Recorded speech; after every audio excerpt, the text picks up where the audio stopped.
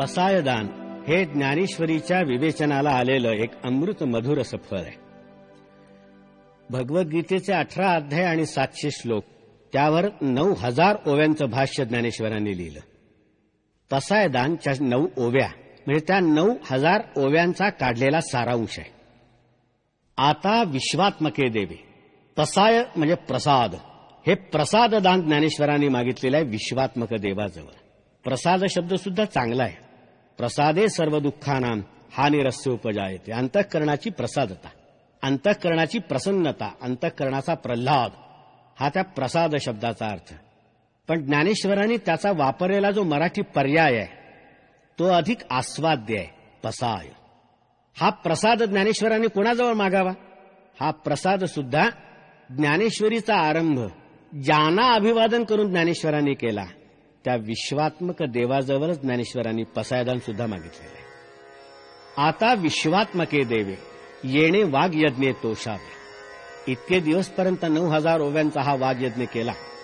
यांनी प्रसन्न व्हावं या विश्वात्मक देवाने आणि तोषोनी मज द्यावे पसाय द्यावे आणि माझ्या झोळीमध्ये या प्रसादाची भिक्षा टाकावी. कोणता प्रसाद मागतायत ज्ञानेश्वर? पहिला प्रथम त्यांची मागणी आहे, जे खलांची व्यंकटी सांडो. काय गंमत आहे, ज्ञानेश्वरांनी संपूर्ण समाजाला भक्तीचं वरण लावलं, संपूर्ण समाजाच्या सत्प्रवृत्तीचं पोषण केलं आणि देवाच्या नादी लावलेत लोक. अशी जी सज्जन माणसं, त्यांची आठवण पसायदान मागताना ज्ञानेश्वरांना झाली नाही. झाली ज्या प्रवृत्तीने ज्ञानेश्वरांसारख्यांचा छळ केला त्या दुष्ट लोकांची आठवण पहिल्यांदा झाली, त्या खलपुरुषांची आठवण पहिल्यांदा झाली. हा सज्जन सत्पुरुषांवर अन्याय नाही काय? ज्ञानेश्वरांनी शेवटचं पसायदान विश्वात्मक देवाजवळ मागताना झुकतं माप पहिल्यांदा त्या खलपुरुषांना द्यावं, हा अन्याय नाही. ज्ञानेश्वरांना आपण माऊली म्हणतो त्याचं हे प्रत्यंतर आहे. ज्ञानेश्वरांना आपण माऊली म्हणतो त्याचं हे प्रत्यंतर आहे. याचं कारण माऊली आपल्या चांगल्या अपत्यावर प्रेम करतेच, पण वाईट अपत्याबद्दल अधिक कळवळा बाळगते.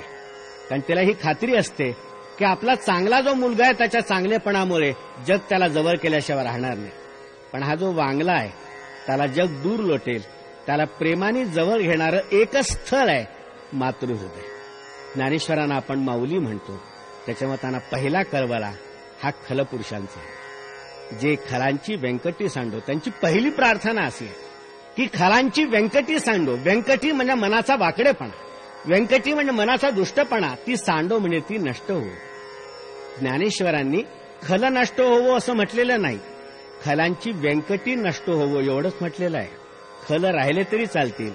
त्यांचं खलत्व गळून खाली पडलं की त्यानंतर उरलेला जो मनुष्य आहे तो ज्ञानेश्वरांना स्वीकार्य आहे. याचं कारण नंतर त्या माणसाची देवत्वाकडे होणारी वाटचाल आपल्याला सुकर करता येते. ज्ञानेश्वरांचा माणसाच्या मूलभूत माणूसपणावर अत्यंत प्रगाढ अशा रीतीचा विश्वास आहे. म्हणून ते म्हणतात ते खलांची व्यंकटी सांड. अहो खुद्द गीता ज्यांनी सांगितली तो गीतेचा प्रवक्ता भगवान कृष्ण आपल्या अवताराचं प्रयोजन सांगताना असं म्हणतो, यदा यदा ही धर्मस्य ग्लानिर्भवती भारत अभ्युत्थानम अधर्मस्य तदात्मानं सृजाम्यहम्. ज्या ज्यावेळेला धर्माला ग्लानी होते तेव्हा धर्माचं अभ्युत्थान घडवून आणण्याकरता मी जन्म घेईन आणि काय करीन? परित्राणाय साधूना आणि विनाशाय च दुष्कृताम. साधूंचं मी परित्राण करीन आणि दुष्टांचा विनाश घडवून आणीन. प्रत्यक्ष श्रीकृष्ण दुष्टांच्या विनाशाची भाषा बोलतो आणि त्याचा भक्त ज्ञानेश्वर फक्त दुष्टपणा नष्ट होण्याची प्रार्थना करतो. कारण ज्ञानेश्वरांना माहिती आहे की दुष्टांना नाहीसे करून जगातून दुष्ट प्रवृत्ती कधीही नष्ट झाली नाही.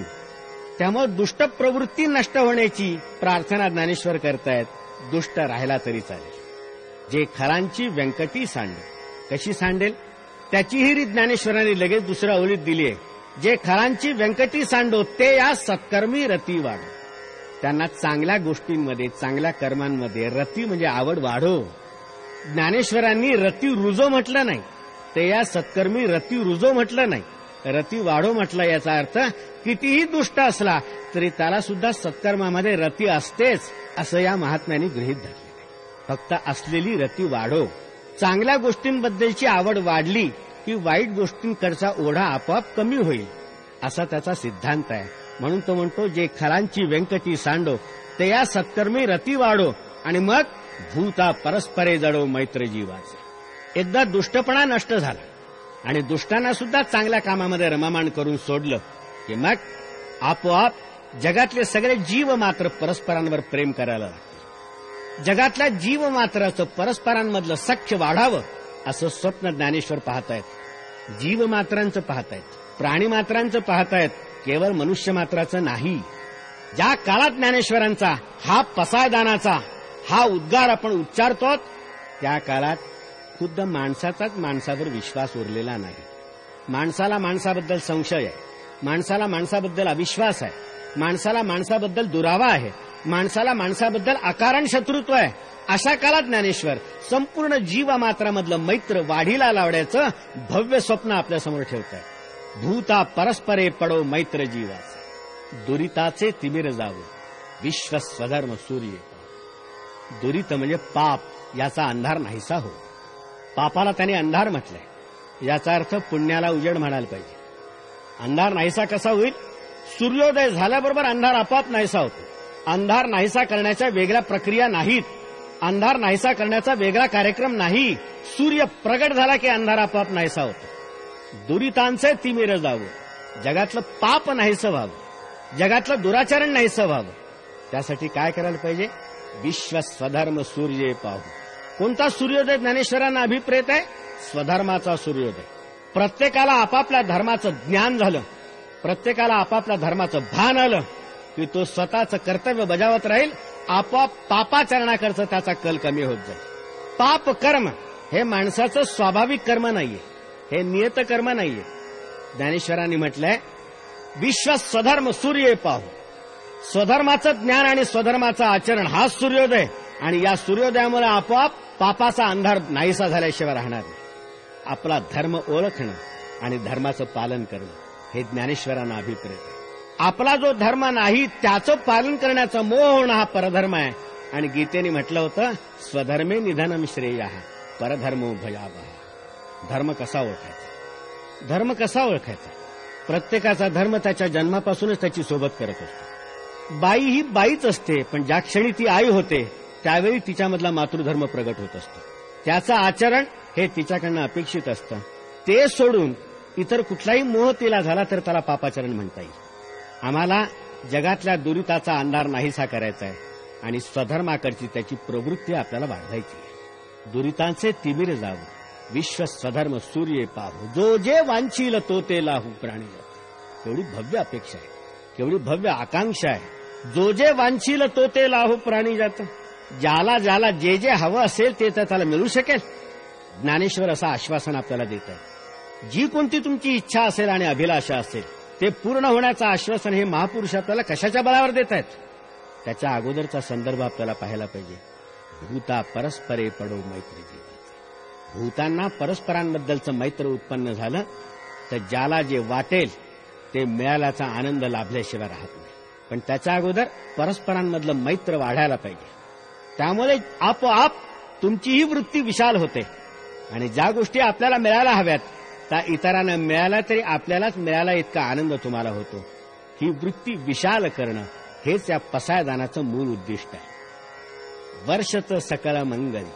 ज्ञानेश्वरांनी त्यानंतर असं दिव्य दृश्य आपल्यासमोर उभं केलेलं आहे. वर्षत सकळ मंगली ईश्वर निष्ठांची मांदी आली. संपूर्ण जगावर मांगल्याचा वर्षाव करणारे, संपूर्ण जगावर कल्याणाचा वर्षाव करणारे असे ईश्वरनिष्ठ लोक दाटी वाटीनं उत्पन्न होवं. एकटा दुकटा नाही, विरळ नाही, ईश्वरनिष्ठांची गर्दी झाली पाहिजे. वर्षत सकळ मंगली, सगळ्यांवर, काहींवर नाही, सगळ्यांवर मांगल्याचा वर्षाव करणारे, आपल्या वाणीनी, आपल्या दृष्टिक्षेपाने, आपल्या कृतीनी मांगल्याचा वर्षाव करणारे ईश्वरनिष्ठ लोक जगामध्ये दाटी वाटीनं फिरोत. अनवरत भूमंडळी भेट तू भूता. अनवरत म्हणजे अखंड, ओघ लागून राहिला पाहिजे त्यांचा. संपूर्ण जगावर मांगल्याचा वर्षाव करणारे ईश्वरनिष्ठ लोक गर्दीनी या भूमंडळावर अखंड उत्पन्न व्हावे. अखंड जगाला अशा लोकांचा लाभ होत जावा. या लोकांचंच रूपकानी अतिशय भव्य असं वर्णन ज्ञानेश्वर पुढे करतो. अशा ईश्वरनिष्ठ लोकांचे मेळावे ठिकठिकाणी मनुष्य मात्राला भेटावेत. अशी ज्ञानेश्वर आकांक्षा का उत्पन्न करतात? ईश्वरनिष्ठ लोक आपल्यामध्ये नाहीयेत, आज ते मेळावे ओसरलेत, अशी इच्छा ज्ञानेश्वरांनी का व्यक्त करावी? याचं दुसरं कारण असं आहे की खरोखर ईश्वरनिष्ठ लोक या जगामध्ये अत्यंत दुर्मिळ आहेत. जे आहेत ते ईश्वरनिष्ठ नाहीत, ते नश्वरनिष्ठ आहेत. माहीत आहे की जे जे नश्वर होणार आहे, क्षणभंगूर आहे, नाहीसं होणार आहे, त्याची आपण लालसा बाळगतो आणि त्याच्यासाठी आपण जीव टाकतो. सत्ता, संपत्ती, सामर्थ्य, शस्त्र यासाठी आपण आयुष्यभर धपापत राहतो. माहीत आहे यापैकी काहीही टिकणारं नाहीये. सत्ता अतिशय बेभरोशाची, आज आहे उद्या नसेल. संपत्ती तर चंचलपणाकरता प्रसिद्धच आहे, आणि शस्त्र हे सगळ्यात बेभरोशाचं. आपल्याला असं वाटतं की सत्ता, संपत्ती आणि शस्त्र, तख्त, तलवार और तिजोरी यापैकी एखादं जरी साधन आपल्याला प्राप्त झालं तरी आपण जगावर स्वामित्व गाजवू शकू. पण हे अत्यंत बेभरोशाचे, अत्यंत बेभरोशाचे. शस्त्र तर इतकं बेभरोशाचं की शस्त्राला स्वतःचं सामर्थ्य नसतं. शस्त्राला स्वतःचं सामर्थ्य नसतं, शस्त्राला बुद्धी नसते, स्वतःचे डोळे नसतात. असते तर शस्त्राला हे स्फुरलं असतं की आपल्याला विकत घ्यायला आलेला जो गिऱ्हाईक आहे तो मुळात दुष्ट आहे, त्याच्याच अंगावर ते उडालं असतं. जो विकत घेतो आणि त्याला सांभाळतो त्याच्या संरक्षणाची हमी ते शस्त्र देईलच असं नाही. प्रसंगी शत्रूच्या हातात पडल्यावर ते शस्त्र विकत घेणाऱ्यावर सुद्धा चालल्याशिवाय राहणार नाही. शस्त्रामध्ये सामर्थ्य असतंच कुठे? ते असतं ते शस्त्र धारण करणाऱ्या बलदंड अशा रीतीच्या मनगटामध्ये. लुऱ्या पांगऱ्या हातामध्ये शस्त्र गळून पडेल, पण मनगटामध्ये तरी शस्त्र सामर्थ्य असतं कुठे? मनगटाचं तरी स्वतःचं सामर्थ्य असतं कुठे? मनगटाच्या मागे जेव्हा अत्यंत बलिष्ठ मन उभं असतं तेव्हा त्या मनगटामध्ये सामर्थ्य येतं. तुकारामाचा एक अभंग आहे, ज्या अभंगामध्ये एका रडत राऊताचं चित्र त्याने रेखाटलंय, ज्याला जबरदस्तीने घोड्यावर बसवलं, एका हातात ढाल दिली आणि दुसऱ्या हातात तलवार दिली आणि त्याला लढायला रणांगणावर पाठवलं. तिथे गेल्यानंतर तो रडकुंडीला आला आणि कुरकुर करू लागला की एक हात तलवारीमध्ये गुंतलेला आहे, एक हात ढालीमध्ये गुंतलाय, आता मी लढू तरी कोणत्या हाताने? मनगटामध्येही सामर्थ्य नसतं. सत्ता, संपत्ती आणि शस्त्र या पाहता पाहता नाहीशा होणाऱ्या बेभरोशाच्या गोष्टींच्या प्राप्तीसाठी आपण जन्मभर जीव टाकत असतो. या सगळ्या नष्ट होणार. आपण नश्वरनिष्ठ आहोत, जे कधीही नष्ट होत नाही. नाहीसं करण्याचा प्रयत्न केला तरी नष्ट होत नाही, जाळण्याचा प्रयत्न केला तर जळत नाही, कापण्याचा प्रयत्न केला तर तुटत नाही. असं जे तत्व आहे तिकडे आपलं लक्षच नाही, तिकडे आपलं लक्षच नाही. आणि कोणत्या बळावर आपण स्वतःला ईश्वरनिष्ठ म्हणून घ्यायचं? कबीराचा एक दोहा आहे. दोहामधली एक स्त्री अत्यंत देखणी असते. तिच्या नवऱ्याने तिच्या सुंदर नाकाकरता अत्यंत प्रेमाने एक अत्यंत मोलाची नथ विकत आणली. ज्याला त्याला दाखवत सुटली की माझ्या नवऱ्याचं माझ्यावर किती प्रेम बघा, एवढी महाग नथ त्यांनी माझ्याकरता घेतली. कबीर तिची कीव करत तिला म्हणायला लागले की बाई, जिस नाथने नथनी दियो, ज्या तुझ्या नाथाने तुला नथ घेऊन दिली त्याचं इतकं कौतुक जगामध्ये गातेस, पण त्या नथीचं सुद्धा सौंदर्य वाढावं इतकं सुंदर नाथ ज्या जगन्नाथांनी दिलं त्याची तुला आठवण सुद्धा नाही. कोणत्या बळावर आपण स्वतःला ईश्वरनिष्ठ म्हणून घ्यावं? आपण सगळे नश्वरनिष्ठ आहोत. या नश्वरनिष्ठांचं ईश्वरनिष्ठांमध्ये परिवर्तन घडवून आणण्यासाठी ज्ञानेश्वरांचा हा सगळा प्रयास आहे. आता यांचं वर्णन त्यांनी केलंय. कसे आहेत ते लोक? चला कल्पतरूंचे आरब. असे ईश्वरनिष्ठ लोक म्हणजे जणू कल्पवृक्षांचे चालणारे बगीचेच. अरण्यामध्ये एखादा कल्पवृक्ष असतो, ओळखू येत नाही. एखादा कल्पवृक्ष असतो, धुंडावा लागतो, शोधावा लागतो. पण या बगीचांमध्ये सगळेच कल्पवृक्ष, त्यांच्यापर्यंत तुम्हाला जाण्याची गरज नाही, तेच तुमच्यापर्यंत चालत येतील. ईश्वरनिष्ठ लोक त्या कल्पवृक्षांच्या उद्यानासारखे आहेत. चला कल्पतरूंचे आरव, चेतना चिंतामणीचे गाव. चिंतामणी नावाचं रत्न असतं. जसं कल्पवृक्ष मनात आलेल्या सगळ्या कल्पना न सांगता पूर्ण करतो, तसं चिंतामणी नावाचं रत्न मनातल्या सगळ्या चिंता न सांगता दूर करतो. हे ईश्वरनिष्ठ लोक चिंतामणी नावाच्या रत्नांच्या, सजीव अशा चिंतामणींच्या वसाहतीच आहेत. जो माणूस म्हणावा तो चिंतामणीसारखा तुमच्या काळजा हरण करणार. चला कल्पतरूंचे आरव, चेतना चिंतामणीचे गाव, बोलते जे अर्णव पियुषाचे. आणि हे अमृताचे बोलते समुद्र, यांच्या तोंडातून जे उद्गार निघतील ते अमृतासारखे मधुर. यांच्या तोंडातून जे उद्गार निघतील ते अमृतासारखे संजीवक, आणि त्यांचे समुद्र ज्याचा थांग लागत नाही. हे अमृत कधी संपण्याची भीती नाही. वार्षिये वीण सागरू जले जैसा निरुपचारू. ज्याप्रमाणे कितीही दुष्काळ पडला पाण्याचा तरी समुद्र आटण्याची भीती नसते. हे तर अमृताचे समुद्र आहेत. कोणत्याही परिस्थितीमध्ये हे अमृत कमी होण्याची शक्यता नाही. बोलते जे अर्णव पियुषाचे चंद्रमे जे अलांछन. हे चंद्रासारखे आहेत, पण चंद्रावर लांछन असतं, ज्यांच्यावर एकही लांछन नाही. हे पूर्णपणे निष्कलंक चंद्रासारखे. यांची प्रभा सर्वांना सुखद अशा रीतीचा आल्हाद दिल्याशिवाय राहणार नाही. मार्तंड जे तापहीन प्रखर अशा रीतीचा प्रकाश आहे यांचा मार्तंडासारखा. पण मध्यान्नीचा सूर्याचा ताप असतो, यांचा तसा ताप नाही. तेजपुंज आहेत, पण ताप नाही, त्रास नाही दुसरा कोणाला. ते सर्वाही सदा सज्जन सोयरे होत. कसे आहेत ईश्वरनिष्ठ लोक? सदा सर्वांना सज्जन आणि सोयरे होणारे आहेत. ज्ञानेश्वरांनी शब्द अत्यंत काळजीपूर्वक वापरले आहेत. ते कधी कधी काही काहींना सज्जन सोयरे होतो असं म्हटलेलं नाही. सगळ्यांनाच नेहमीच सज्जन सोयऱ्यासारखे होतील, आप्तांसारखे होतील. ज्ञानेश्वरांनी शब्द सुद्धा काय वापरलाय? सज्जन सोयरे. तुमचा माझा अनुभव असा असतो की जो सज्जन असतो तो सोयरा बनण्याची आशा नसते. जे सोयरे असतात ते क्वचितच सज्जन असतात. पण ज्ञानेश्वरांनी असे आप्त आपल्याला मिळवून दिलेले आहेत की जे अखंड सज्जन असतात आणि सगळ्यांनाच आपल्या सौजन्याचा सदैव लाभ देत असतात. किंबहुना सर्वसुखी पूर्ण होऊन तिन्ही लोकी भजी जो आदि पुरकी अखंडित. सर्व प्रकारच्या सुखांचा लाभ होऊन तिन्ही लोकांमध्ये परिपूर्णतेचा अनुभव घेत जो आदि पुरुषाची अखंड उपासना करतो. अशांचं चित्र ज्ञानेश्वरांनी आपल्यासमोर उभं केलेलं आहे. ही एक आदर्श समाज व्यवस्था ज्ञानेश्वरांच्या प्रतिभेने आपल्यासमोर शब्दांनी साकार केली. ज्याला कोणाला जेव्हा केव्हा आदर्श समाज रचना निर्माण करायची असेल त्यासाठी पसायदानाच्या रूपाने ज्ञानेश्वरांनी एक नीलचित्र उपलब्ध करून दिलेले आहे. त्यानुसार आपल्याला करता येईल. ज्ञानेश्वरांनी हे भव्य स्वप्न आपल्या डोळ्यासमोर पाहिलं आणि 700 वर्षापूर्वी रेखाटून ठेवलं. 700 वर्षापूर्वी रेखाटून ठेवलं. ठेवताना प्रश्न असा विचारला, हा होईल दान पसावं? हा दानप्रसाद खरंच होईल? इतका चांगला समाज खरोखर अस्तित्वात येईल? निवृत्तीनाथांनी विश्वेश्वराच्या वतीनं उत्तर दिलं, होईल. आणि ते उत्तर ऐकून ज्ञानेश्वर सुखिया झाला, संतुष्ट झाले. या घटनेला आज 700 वर्ष पूर्ण झालेली आहेत. हे पसायदान ज्ञानेश्वरांनी नेवाशाला त्यांच्यासमोर ज्ञानेश्वरी ऐकण्याकरता जो समुदाय बसत होता त्याच्यापुरतं मागितलेलं नाही. हे पसायदान त्यांनी आळंदीच्या लोकांपुरतं मागितलेलं नाही. हे पसायदान त्यांनी सर्व भूतमात्रांसाठी मागितलेलं आहे. या भूतमात्रांमध्ये त्यांचाही समावेश आहे, ज्यांनी आळंदीमध्ये आणि पैठणमध्ये ज्ञानेश्वरांचा छळ केला होता. त्यांना जीवन जगणं असह्य करून सोडलेलं. त्यांच्यावर कलंक ठेवला होता.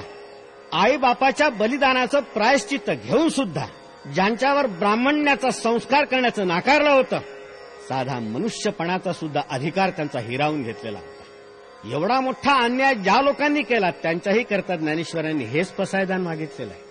एवढं थोर अंतःकरण असलं पाहिजे ज्ञानेश्वरांचं. आपल्या लक्षात येईल, जगाने ज्ञानेश्वरांच्या हातामध्ये विषाने भरलेला प्याला दिला.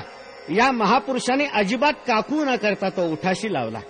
एवढीशीही तक्रार न करता तो प्राशन केला, आपल्या पोटामध्ये जिरवला आणि मुरवला. आणि त्यानंतर या माणसाच्या तोंडातून जी पहिली चूळ बाहेर पडली त्यामध्ये या विषाचा एक थेंब नव्हता. होतं ते सगळं अमृत. जगाने याला विष दिलं, त्याचे आणि अमृतामध्ये रूपांतर करून टाकले. ज्ञानेश्वरीची प्रत्येक ओवी ही अमृतामध्ये चिंब भिजलेली ओवी असल्याचा अनुभव जो येतो तो या करण्याने. आता विश्वात्मके देवे येणे वाग्यज्ञे तोषावे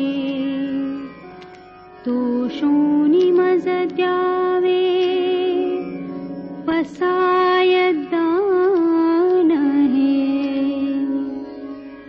जे खळांची व्यंकटी सांडो तया सत्कर्मी रती वाढो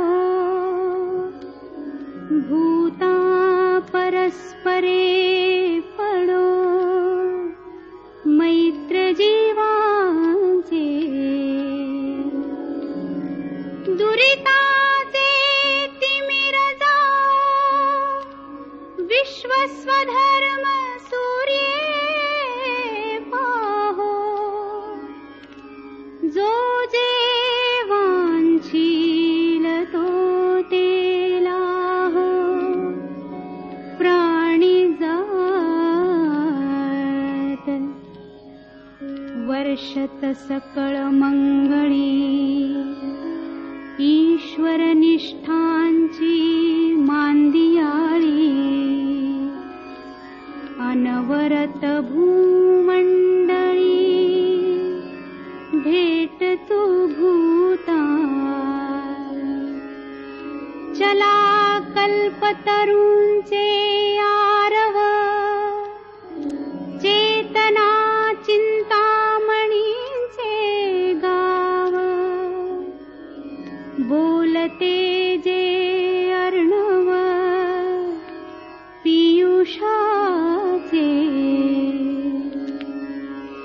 चंद्रमे जे अलांछन मार्तंड जे तापहीन ते सर्वाही सदा सज्जन सोय रे हो तू किंबहुना सर्व सुखी पूर्ण होनी तिही लोकी भजिजो आदि पुरुखी अखंडित आणि ग्रंथोपजीवी विशेषी लोकीये दृष्टादृष्ट विजये हो आवे जी येथ म्हणे